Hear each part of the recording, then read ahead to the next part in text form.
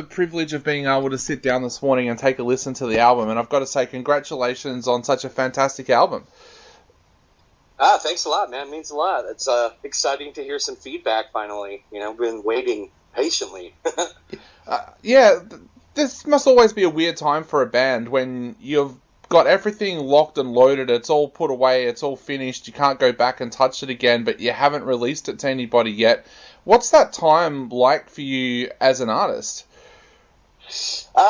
It's exciting, but at times you can second guess yourself too. Like, this is the longest we've taken to put an album out, like, between the recording and the actual release.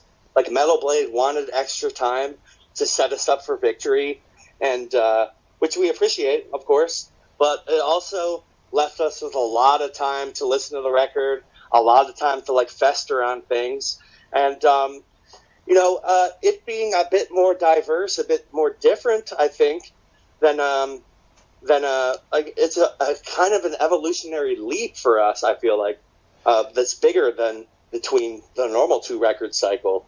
So there were the moments of doubt in my mind, you know what I mean? But they were fleeting, and I think now that, like, we're getting some feedback and, like, putting the singles out kind of quelled that. And but yeah, dude, it's always the best time at the beginning of an album cycle. It's really fun to release new music and to have new cool artwork, to, like, get the kids excited and, like, make cool pre-order packages, and I enjoy this time, definitely. Yeah, that diversity that you hear on the album this time, did that make you a little bit nervous to how people, especially fans, would receive the album?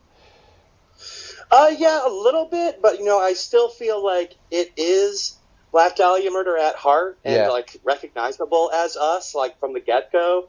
So I just had to kind of, like, believe in what we did, you know what I mean? And just, like, but there's a lot of new elements to the album. I think it has the most variety of any album we've ever done. It's the most ambitious in those terms of, like, trying to make the songs have more individual personalities and played with a lot of different tempos, a lot of different feels, different rhythmic ideas, and really, it's all just, like, the culmination of, like, years of experience and kind of the excitement of having Brandon Ellis in the fold now as a creative force. Yep. He's just been dynamite to work with, and just really has spread his wings with this record and left his creative stamp on it, like, in a major, major way.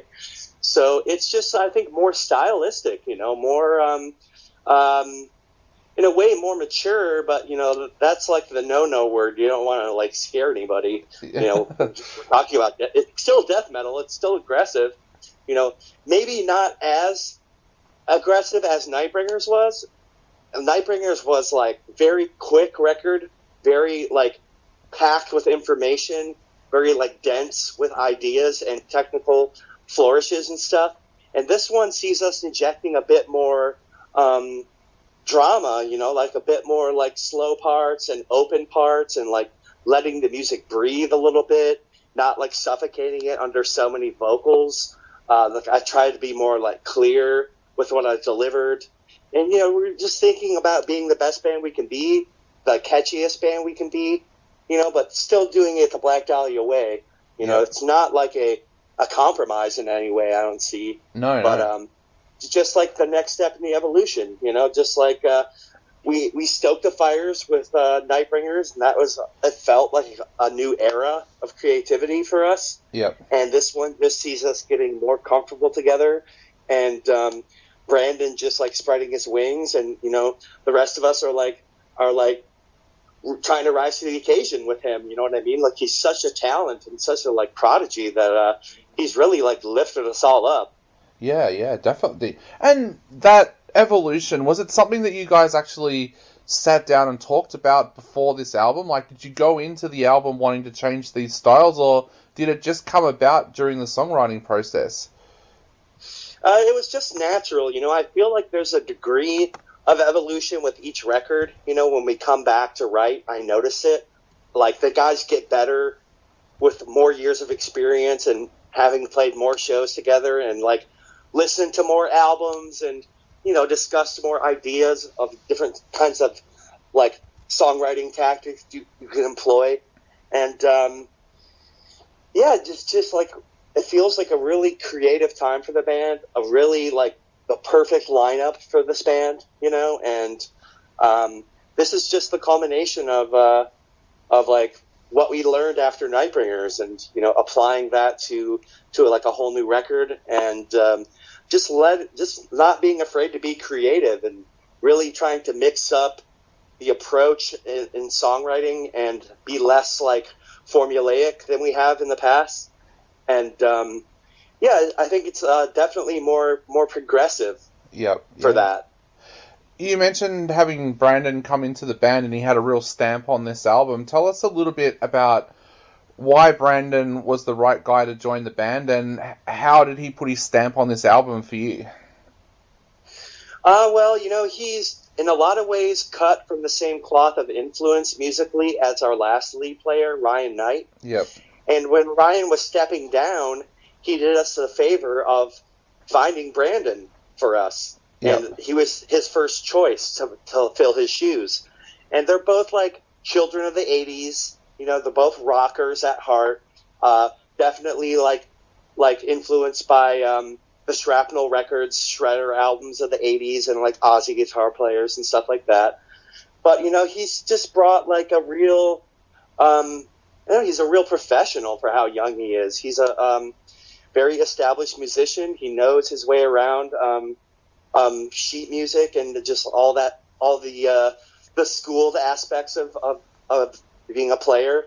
And he just has a really fresh take on songwriting and really innovative ideas, and just ideas that we hadn't thought of. And so yeah, man, he's just he's really great to work with. He's really fun, really good guy, really like sweet, kind of reserved person, but he does his talking with the guitar, And he's just brought so much style, I think, to the fold that like it's the Nightbringers was. It felt like the beginning of a new era for us with him.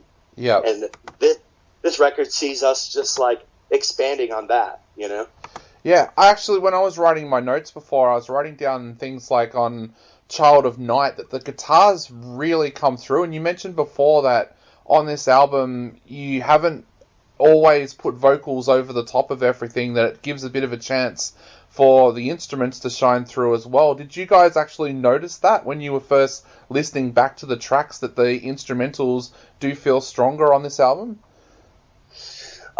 It's just like, it was kind of a conscious decision on my part going into the creation of the record to deliver less vocals, like not really cram 10 million syllables in, but like have a slower, more clear approach that would hopefully like resonate better. And it just felt right to give some breathing room to the music for once, and kind of relent a little bit on my part in favor of making the music have more impact, Yep. And so yeah, it's definitely it was intentional and kind of like a plan from my own mind, to do this. But I feel like it's definitely worked, and giving the song some breathing room, and having some more open passages in the song and open space, and less overly technical parts at times, like something that's very simplistic, can be so powerful when used right and used in combination with dynamics. And we still get very extreme on the record. There's still very fast songs and very technical and very demanding playing on the, but we just tried to be more colorful, more dynamic, and just more, it's just a more ambitious album in that regard, Yeah, definitely. And lyrically, was there anything inspiring you when you sat down to write the lyrics this time? Because I always love to sit down and listen to your lyrics. So was there anything in there that was inspiring you with what you were writing with these lyrics? Oh, for sure. We have like the kind of theme of the record. It's not like a concept record per se, but there's a few songs that kind of circle back to this verminous concept, like saying that the idea of metal, the kind of hidden world of heavy metal knowledge, like is a plague and we are the rats and roaches and like the nasty, creepy crawlies that are spreading this plague. And we had no idea that an actual like pandemic was going to pop off at the time. Yep. You know, it was a year and a half ago that we were tracking the record. So it is very timely in that regard, you know. But I was kind of like seeing, trying to like draw comparisons of the underground scene to an actual subterranean underground like area. So there's a lot of like language like that, and that's kind of where the whole like sewer world on the album cover that you see came to life.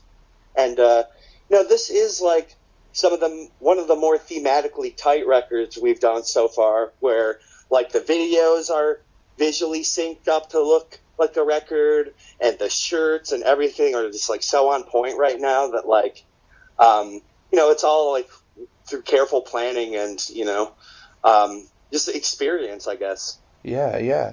So you mentioned about the pandemic. What does it feel like releasing an album in the middle of the COVID lockdown? Because you can't get out there and do shows to promote the album. So how does that change how you guys promote this album with everybody under lockdown? Well, for me personally, it's meant doing a shit ton of press, which is great. I'm trying to do as much as I can right now. This is like one of 10 interviews today, for example. Oh, wow. And, you know, everybody is eager to have something to do, so they want to do interviews. And, like, I'm eager to, like, you know, promote the hell out of the record every way possible. So I'm just maximizing that.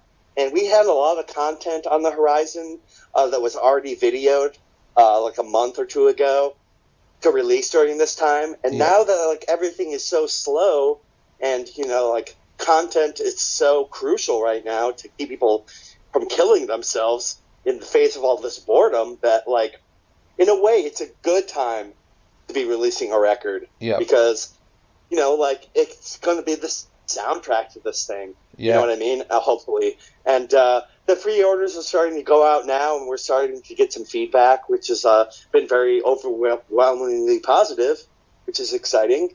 And it's been focusing on that. But having our tour looming with Testament, that's gonna pretty much get nixed next month is sad. That was gonna be the biggest tour we'd ever done. And the most high-profile tour we'd ever done. So to not be on the road right when the record comes out is a blow, and it's going to result in like a blow to the record sales, and also that people can't go out on the street and get the record physically on the day of release. It's going to hurt us too. But just trying to stay positive, and the pre-orders have been amazing. We've been breaking some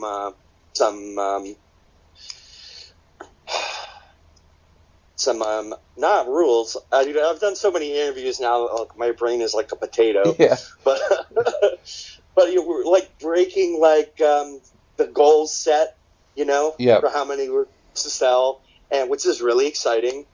And it's been like the perfect storm, kind of in a way. And also to have like plague time themes on the record right during all of this, it's just making it stand out and kind of like makes it kind of like an ominous prophecy in a way, Definitely. And now I know we are running out of time very, very quickly, so before I go, I'll just very quickly ask, is there anything you want to say to your Australian fans out there before they go out and grab a copy of the album? Oh, man, just enjoy the ride, dude. Make sure you listen to the whole record. There's a lot of variety. Like, the singles couldn't sum up the whole record, you know what I mean? So it's a very dynamic record, and a very much a passionate project from us. Definitely. Well, mate, thank you so much for chatting to us today. It's been an absolute pleasure. Stay safe, and hopefully we get to see you guys in Australia sometime soon. Right on, dude. It's definitely in the cards. It's being talked about right now, so sooner rather than later, we'll be out to you guys. Definitely. All right, mate. Well, you have a great night, and we'll talk soon. Right on. See ya. Bye.